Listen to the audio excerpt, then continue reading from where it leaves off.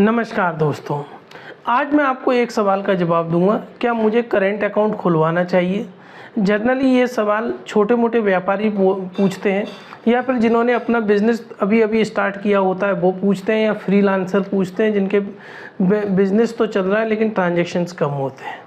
तो आज इस सवाल का जवाब मैं आपको बताऊंगा किन किन वजहों से आपको करेंट अकाउंट खुलवाना चाहिए और किन किन वजहों से नहीं खुलवाना चाहिए। देखिए, कोई भी व्यापारी हो वो अपना धंधा छोटे मोटे स्केल पर ही शुरू करता है। अचानक किसी ने नई दुकान शुरू करी और आप उसको बोल दो भैया तुम जीएसटी ले लो, करेंट अकाउंट खुलवा लो, अननेसरी का बर्डन बढ़ जाएगा कि अन्य करेंट अकाउंट खुलवाएगा तो उसमें 25-50 हज़ार का वो रखना पड़ेगा एवरेज बैलेंस। तो इस तरीके से काफ़ी सारे कि हमें किस स्थिति में जाके करेंट अकाउंट खुलवाना चाहिए, क्योंकि आज की डेट में करेंट अकाउंट नहीं खुलवाने के काफ़ी सारे रीजन्स लोग गिनाते हैं। सबसे पहला रीज़न, सर मेरा तो नया धंधा है, ट्रांजैक्शन बहुत कम होते हैं सर, मैं अपने सेविंग अकाउंट में ही कर लेता हूँ सर।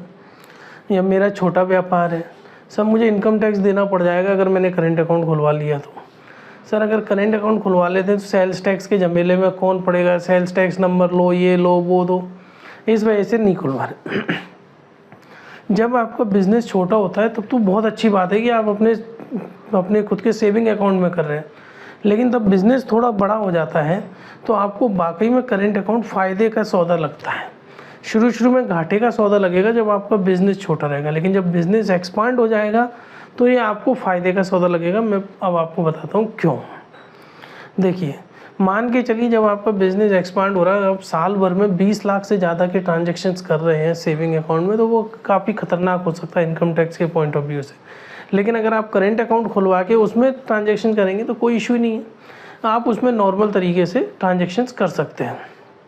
दूसरा, अगर आपको लगता है यार भविष्य में मुझे मेरा बिज़नेस एक्सपांड करने के लिए लोन की आवश्यकता पड़ेगी, जो कि आज की डेट में 100% व्यापारियों को पड़ती है, इस केस में अगर आपका करेंट अकाउंट होगा तो वो एक एडवांटेज होगा, क्योंकि काफ़ी सारी इंस्टीट्यूट्स जैसे बजाज फिनसर्व ये सब अगर आपका करेंट अकाउंट नहीं है तो वो आपका लोन पारित नहीं करते हैं।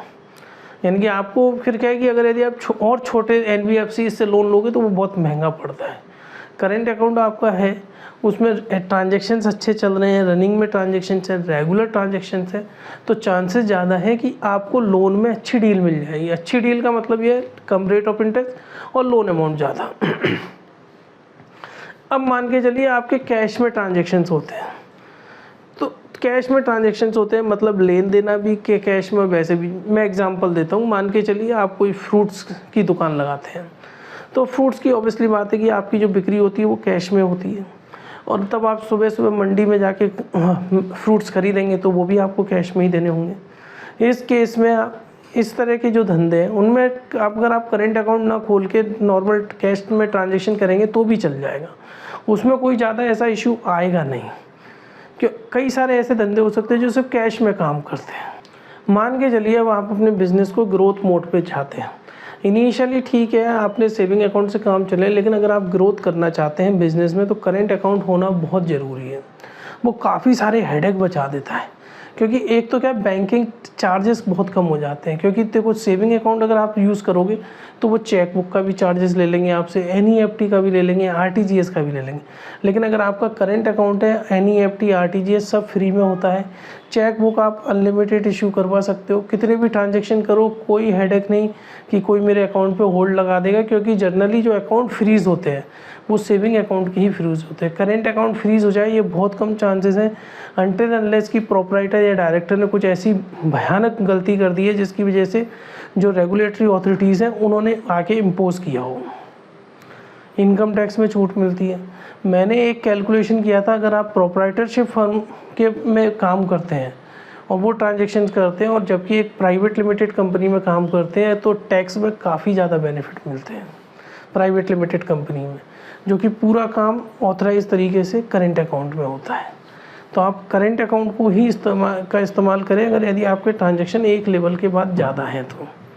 दूसरा, मान के चलिए अगर यदि आपका पैन इंडिया में बिज़नेस है, आपके हर जगह क्लाइंट हैं, वेंडर्स हैं, अब वो लोगों को या तो आपके अकाउंट में कैश जमा करवाना पड़े या फिर वो चेक डिपॉजिट करें, तो करेंट अकाउंट में क्या रहता है, ये फैसिलिटी रहती है कि आप मल्टी सिटी में आराम से ट्रांजेक्शन्स कर सकते हैं बिना हैवी चार्जेस के। कैश डिपॉजिट, चेक डिपॉजिट कोई भी आपके अकाउंट करेंट अकाउंट में कर सकता है पैन इंडिया। तो ये एक बहुत बड़ी सहूलियत हो जाती है। फ्रेंड्स, हमारी company personal loan, business loan pan India provide करती है। आप किसी की भी लोन की फ़ाइल हमें रेफ़र करेंगे, हम 2% तक का कमीशन आपको देंगे। फ्रेंड्स, मैंने एक वीडियो बनाया हुआ है जिसमें मैंने बताया क्या क्या डॉक्यूमेंट आपको रिक्वायर्ड होते हैं करेंट अकाउंट खुलवाने के लिए। वह वीडियो देखने के लिए आप ऊपर क्लिक करके देख सकते हैं। धन्यवाद।